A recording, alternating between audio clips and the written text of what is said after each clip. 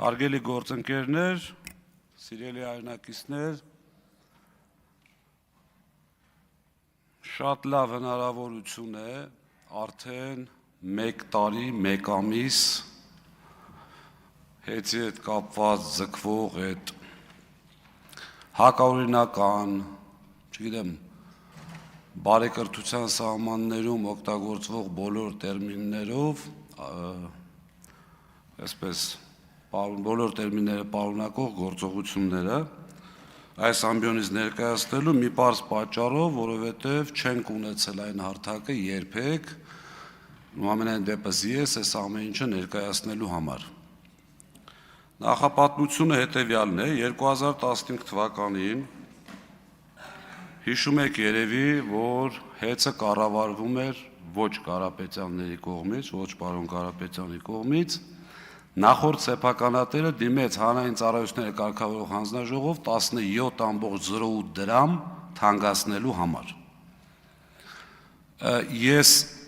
այդքան միամիտ չեմ, որ հավատամ, որ այս իշխանությունը 8 տարվա ընթացքում երբևէ որևէ մեկը չի զեկուցել հեծի վիճակի մասին։ Եթե անտեղյակ եք, դա ինձ թվում ավելի մեծ խնդիր է, քան տեղյակ եք ու չեք ցույց տալիս։ Որովհետև հեծը ռազմավարական նշանակություն ունեցող ընկերություն է,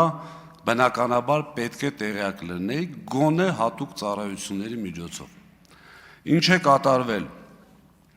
17.08 դրամ բարձրացնելու ժամանակ ձեզնից շատերն էլ, եթե չեմ սխալվում, գեներացրեցիք Էլեկտրիկ Երևան շարժումը։ Էլեկտրիկ Երևանի ճնշման ներքո նախորդ իշխանությունները բարձրացրեցին ընդամենը 7 դրամով։ Եվ տնտեսագետներ ունեք, կարող եք ուսումնասիրել, եթե չգիտեք, եւ ընդամենը մնացել էր 3-4 ամսվա կյանք հեծին, որովհետեւ այդ պայի դրությամբ 36 միլիարդ դրամ պակասորդ ուներ եւ անհրաժեշտ էր 17 դրամ թանկացնել, որպեսզի հեծը սնանկության չգնա։ Հիմա այս պարագայում պետությունը գնաց մի քայլի, լավ են արել, վատ են արել, դա ես չեմ քննարկում, ինձ դա չի վերաբերվում։ 7 դրամ թանկացրեց եւ փորձեց գտնել մարդ, ով կլինի հայ, ով կլինի Հայաստանի հողին կպած հայ, ոչ թե շատ ներողություն արտահայտությանս, մենք ունենք, դուք էլ երևի կիմանաք, այսպես ասած շուրտված հայեր, ու ծագումով հայ են, Հայաստանի տեղը չգիտեն, ընդհանրապես կապ չունեն Հայաստանի հետ։ Եվ այդ հայը Սամվել Կարապետյանն էր, որին նախորդ իշխանությունները, կառավարությունը խնդրել են, ինձ թվում է այդ հայտարարությունները տեսած կլինեք, բառից բուն իմաստով, որպեսզի նա ձեռք բերի հեծը։ 15 թվականի հոկտեմբերին հեծը ձեռք բերելուց չի եղել որևէ ակնկալիք, որ շահույթ կարող է լինել։ Դա ես ասում եմ իմ եւ պարոն Կարապետյանի խոսակցությունների ժամանակ, երբ որ ինձ առաջարկվում էր 15 թվականին Երևան քաղաքի տնօրենի պաշտոնը։ Եղել է հետևյալ խոսակցությունը. հնարավոր է արդյոք 0-0 կանգնել, բայց այս ամեն ինչով հանդերձ պարոն Կարապետյանը հայտարարել է, որ չեմ թանկացնելու հոսանքը, որպեսզի պատկերացնեք շատ կարճ։ Եթե հոսանքը թանկանում է, պետք է տեսնել ով է թանկացնում։ Իշխանության մեջ կան մանիպուլատիվ մարդիկ, որոնք մանիպուլյացիոն հայտարարություններ են անում եւ գցում դաշտ, որ հոսանքի որևէ թանկացում կատարվում է հեծի կողմից։ Այդպիսի բան չի եղել 10 տարվա ընթացքում 0 դրամ է հեծի նախաձեռնությամբ թանկացվել։ Թանկացնողը պետական իբրև թե անկախ մարմին է, հիմա կհիմնավորեմ, եւ այնտեղ առաջարկներ են ներկայացնում կամ հանձնաժողով իր նախաձեռնությամբ թանկացնում է հոսանքը։ Հեծը երբևէ չի դիմել, որպեսզի հոսանքը թանկացվի։ Դրանից հետո մենք բազմաթիվ, ճարագ ասեմ ժամանակը հերիքի, դրանից հետո բազմաթիվ համակարգեր ենք ներդնում, ասկոյի համակարգ, այդ թվայնացված, որպեսզի ամբողջ ինֆորմացիան միանգամից առանց տեսուչի ներգործության քաշվի, մոտավորապես 700 միլիոն դոլարի ներդրումներ են կատարվում, որից հետո այսպես գալիս ենք հասնում ենք 2025 թվականին պարոն Կարապետյանի հայտարարությունը։ Ինչ եմ ասում 25 թվականի պարոն Կարապետյանի հայտարարությունը, որտեղ այստեղ խոսվեց 24 թվականի լսումներ են եղել, 24 թվականի լսումներ եղել ձեր կողմից ընտրված, ձեր ամենայն դեպս փաստացի կոնտրոլի տակ գտնվող հանրային ծառայությունների կարգավորող հանձնաժողովի նախագահ պատասխանել է ձեր հարցերին։ Հեցի ներկայացուցիչ ինչի չեք կանչել, դուք գիտեք, դուք էլ ընդունեցիք, որ չեք կանչել։ Դրա համար ես բերում եմ 25 թվական Կարապետյանի հայտարարությունը իր պաշտպանություն եկեղեցու, որից հետո այս դահլիճում կոլեգիալ մարմինի ոչնչացումով հանրային ծառայությունների կարգավորող հանձնաժողովը կոլեգիալ մարմին է, յուրաքանչյուր որոշում ընդունում է կոլեգիալ։ Դուք բերեցիք այստեղ իմիջիալոց ՔՊ խմբակցության նախաձեռնությամբ, այդ դուք մտածեք ինչի կառավարությունը այդ նախաձեռնությամբ հանդես չեկա, որովհետև պատմությունը դա գնահատելու է, միգուցե քրե իրավական գնահատական կտրվի տեղ ապագայում։ Եվ ՔՊ-ն օրենսդրական նախաձեռնությամբ հանդես եկավ, որ կոլեգիալ մարմնի ղեկավարին, հարգելի սիրելի հայրենակիցներ, խնդրում եմ այստեղ ուշադրություն, տալ առանձին լիազորություն տկենի նամակի հիման վրա, այնտեղ, եթե չեմ սխալվում, 3-4 կետ է տալիս, այսպես թույլից միջև ուժեղ, ընդհուպ կառավարիչ նշանակել։ Մի անձինա նշանակել կառավարիչ, եւ բնականաբար այդպես է պետք է լիներ, տկենը նամակը գրեց 9 կետով, հետո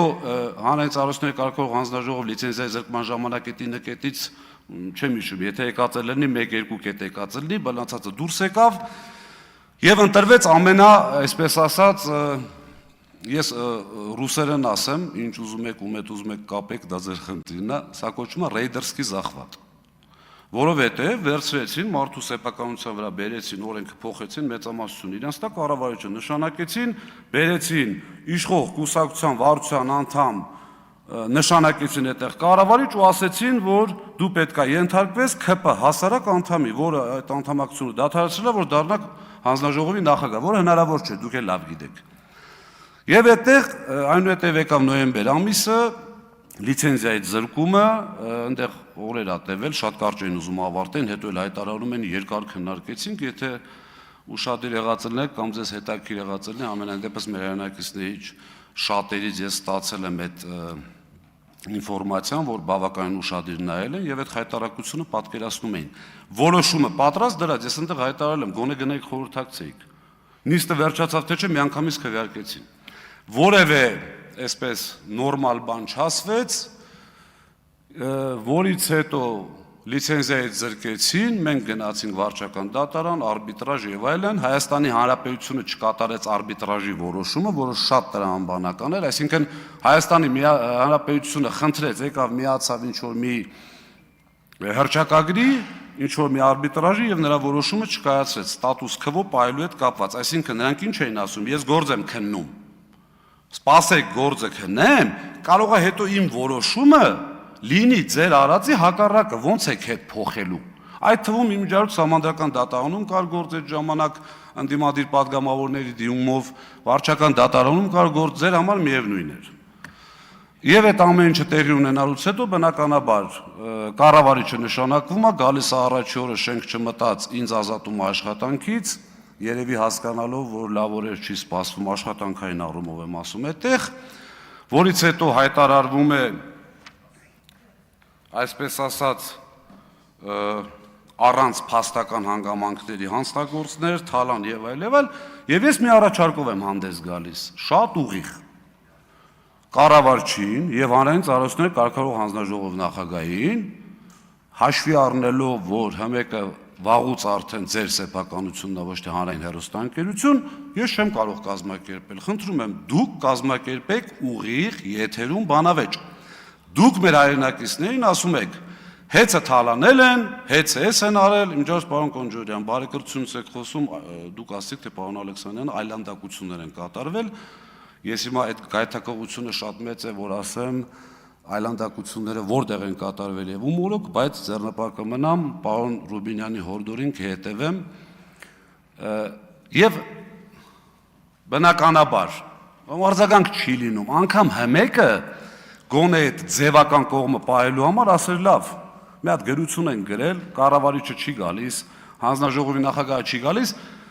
պարոն Ղազնինյան, դուք եկեք մի հատ տենենք ինչ է, չէ, տենց փագա եւ վերջ։ Որից հետո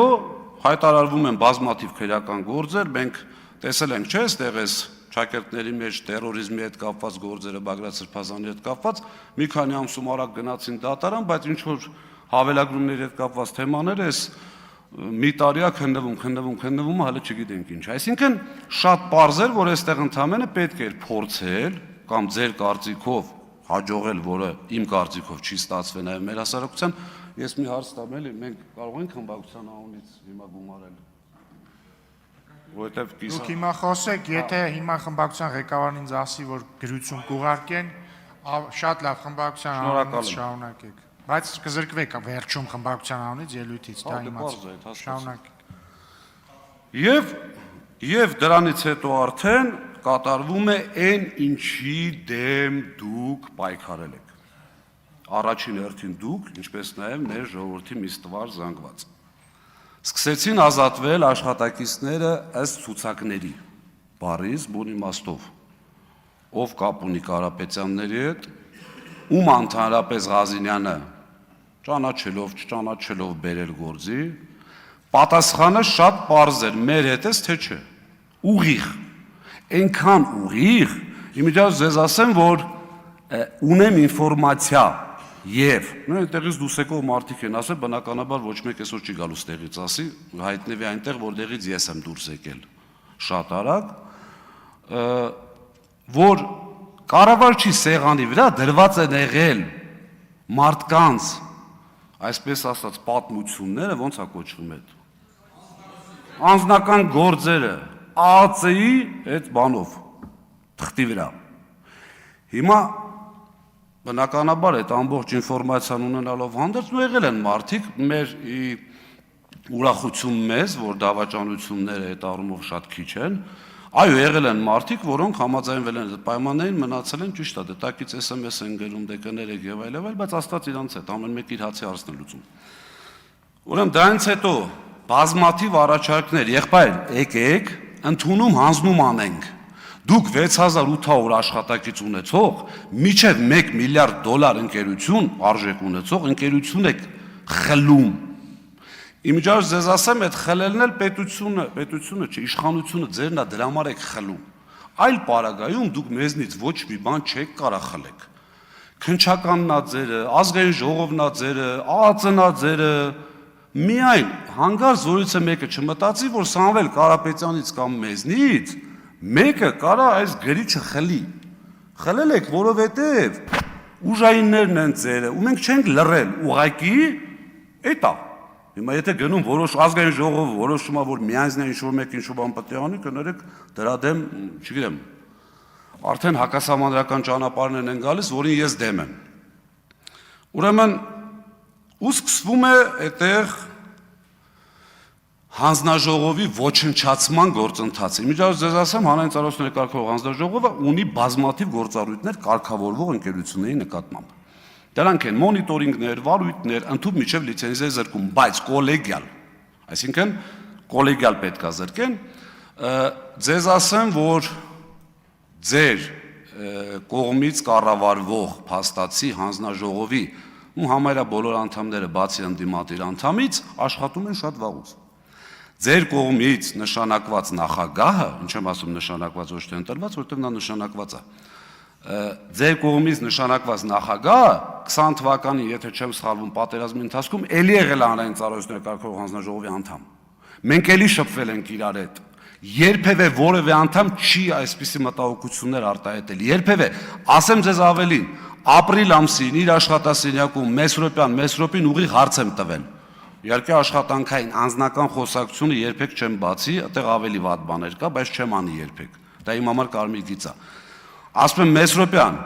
հեծը ինչ վիճակում է գտնվում։ Ուղիղ տղամարդու պես աչքերին նայելով, կրիտիկական է վիճակը։ Չէ, պարոն Ղազինյան, ինչ եք ասում, ինչ կրիտիկական։ Ասում եմ, բայ ինչ ես ուզում։ Ասում եմ, խնդրում եմ իրար հետ աշխատենք։ Պարոն Կարապետյանին էլ եմ ասել։ Ասում եմ, ի՞նչ է պատասխանը պարոն Կարապետյան, ասում ասել է սիրով։ Ասում եմ, ես էլ եմ ասում, 20 թվին չենք աշխատել, այդ եկար դարար նախագահ բան փոխվեց, սենց կես կատակ։ Ու մի հետաքրքիր բան էլ ասեմ, սա ինքնագովեշ չընդունեք, ես երկար տարիներ ղեկավարել եմ իրացման ոլորտը, իրացման տնօրինությունը, որը այս ձեր ասած կիլովատի առուք ու վաճառք, հավելագրում եւ այլ, սենց մի քիչ տենց քմծիծաղով երևի թե հաճելի կլներ լսել իմ համար, ընդունում եմ դա, ասի Մեսրոպյան իրացման հետ կապված ինչ ասեր, ասեց իդեալականին մոտ։ Սա ասելա ձեր հանձնաժողովի նախագահ ուղիղ դեմքին ասում եմ, եթե փորձի ժխտի, այլ մանրամասնություններ կարող եմ ասել, որը չի կարող ժխտել։ Այսինքն իմ ասած իմաստը որն է, որ Կարապետյանի եկեղեցուն պաշտպանելուց հետո է սկսես գործընթացը։ Միանշանակ դուք էլ լավ գիտեք, ունեք փող վարչապետ, որը եղել է Արջին բանկի, եթե չեմ սխալվում, կառավարիչ։ Այն ժամանակ հետ ունեցել է Արջին բանկում վարկ։ Ունեք ԱԱԾ, որը որ օնլայն ռեժիմով ձեզ զեկուցում է ամեն ինչ։ Դոստուկները տված է բոլորին, որը որ չէր կարելի։ ԱԱԾ-ն եթե չի զեկուցել, որ հետ ինչ վիճակում է եղել, կամ եկեք մի այսպիսի հանգամանք, էլի, դուք կառավարող ուժ եք, դուք իշխանություն եք։ Եթե ձեր իշխանության գալուց հետո 7 տարի հեծը կարողացել է մասսայական հավելագրումներ անի, հեծը կարողացել է կիլովատի արքու վաճառք անի եւ ձեր ասած թալանն անի, ու շատ ներողություն, խիստ անհրաժեշտություն է դառնում իշխանության փոփոխությունը։ Իմիջիայլոց այստեղ տարածքներից մարդիկ կան, որոնք համոզված են բազմաթիվ անգամ շփվել են հեծի հետ եւ տեսել են մեր աշխատանքի որակը։ Եվ մի շատ կարեւոր հանգամանք, չեմ ուզում այստեղ շատ երկարացնեմ, բայց բազմաթիվ անգամ մամուլով էլ եւ շատ տեղերով էլ քննարկվել է այն թեման, թե ես ինչ մեթոդներով եմ աշխատում ուղիղ հավելագրման դեմ։ Սա շատ չբարձրաձայնեմ, կուսումնասիրեք, համոզված եմ նաև շատերը գիտեք։ Հիմա դրանից հետո գալիս արդեն այդ հանձնաժողովի իմիջիայլոց ձեզ ասեմ, որ տեխնիկական աուդիտի հնարավորություն ունի, ինքը ընտրում աուդիտորին եւ բերում տեխնիկական աուդիտ են անում։ Պետական հանրային ծառայության կարգավորող հանձնաժողովը մինչև 23 թվականը ներառյալ արել է տեխնիկական աուդիտ։ Գումարած դրան հեծը ֆինանսական աուդիտ է արել, ամեն տարի KPMG-ն է արել այդ ֆինանսական աուդիտ։ Այսինքն ձեր տրամաբանությամբ դուրս է գալիս, որ KPMG կլինի, հանձնաժողով կլինի, մյուս ով ուզում ա լինի, չէ, իրանք բոլորը սխալ են, դուք ճիշտ, որի վրա ես խիստ կասկածում եմ։ Ուրեմն ասում ենք լավ, Սամվել Կարապետյանը այդ ժամանակ փաստաբանների միջոցով, պարոն Վարդևանյանի միջոցով ինձ փոխանցեց, ասեց Դավիթ, մի անգամ ասել եմ, կարող եմ մոռացել են, ասա որ 10 տարի չեմ թանկացրել, 10 տարի չեմ թանկացնելու։ Հիմա եթե ինչ-որ մեկին կհետաքրի ոնց չի թանկացնելու, սեփական փողի հաշվին։ Ասենք ստեղ չեմ ուզում կոպիտ բառ օգտագործեմ, կարծում եմ դուք էլ տենց չեք մտածի, հիմարություն կլինի մտածելը, որ մի քանի միլիարդ դոլար ունեցող մարդուն ասեն, բա ոնց չես թանկացնելու, շատ բարձ։ Կարիք եղավ, ինչը որ եղել է 10 տարվա ընթացքում, իր գրպանից փողը գտնի չի թանկացնի։ Այդ հայտարարությունից հետո, որ մենք ասում ենք սիրելի հայրենակիցներ, Սամվել Կարապետյանը հայտարարում է 15-ից 25 չեմ թանկացրել, չնայած առիթներ եղել են, պրիտոմ են 10 դրամը չենք մոռանում ռուսների, ռուսական ընկերության, որը 17 դի թանկացներ 7 թանկացավ։ Եվս 10 տարի չեմ թանկացնում։ Հանձնաժողովի նախագահին ուղիղ հարց ենք տալ, ասում ենք եղբայր, 2 տարվա գարանտիա տուր, 2 տարի ընդամենը, ասա 2 տարի չեմ թանկացնելու, չի կարողանում ասել։ Եվ որից հետո արդեն բնականաբար սկսում է այդ գործընթացը, գնում ենք դատարան։ Գնում ենք դատարան, դատարանում այսպես գիշերային նիստերով, բաներով միջև վերջին նիստը, եթե չեմ սխալվում, միջև գիշերը 5-ը տևեց, առավոտյան 5 ավելի շուտ։ Գիտեք հանձնաժողովի ինչա բերել այնտեղ, որպես ապացույց։ Մեր ժամանակվա կատարված աշխատանքներ, այսինքն հեծը Սամվել Կարապետյանի գլխավորությամբ ունի գործառույթներ, որը կատարում է։ Ապրիլ-մայիս ամիսներին ստուգվել է Հայաստանի Հանրապետության ամբողջ բյուջեից սնվող կազմակերպությունների հաշվիչները, որի արդյունքում եղել է 22 խիստ նկատողություն եւ 9 ազատում աշխատանքից։ Ասում եմ ապրիլ-մայիս, իմիջիայլոց էս հանձնաժողովը բերել էր դատարան, ասում ենք ժողովուրդ, էս խեք բերեսի մերն է։ Ասում եմ բերել ենք որ տենակ էդի կա։ Ասում ենք մենք չենք շղթում որ դա կա։ Բայց մեր կատարած աշխատանքին չեք բերել։ Բերել են Սևան քաղաքում 130 խախտում։ Բացում ենք, դե ապացույցների ուսումնասիրությամբ հետազոտման փուլն է, դատարան ասում է խախտումներ ասեք, բացում են չկա, պարզվում է 130 հաշվիչ ստուգվել է, որից 3-ը ընդամենը ունի խախտում։ Բացում ենք անհատական այդ 3-ը նայենք, պարզվում է 3-ից 2-ի խախտումները կատարվել են օգոստոսին։ Թեղազինյան Դավիթը պուլտով էր այդ անջատումներն անում, թե այդ խախտումներ անում, այդ արդեն չկարողացան ապացուցել։ Բերել են իրանց ժամանակվա կատարված խախտումները։ Եվ հաշվի առնելով, որ ժամանակը շատ քիչ է, վարչական դատարանը ուղիղ հայտարարել է,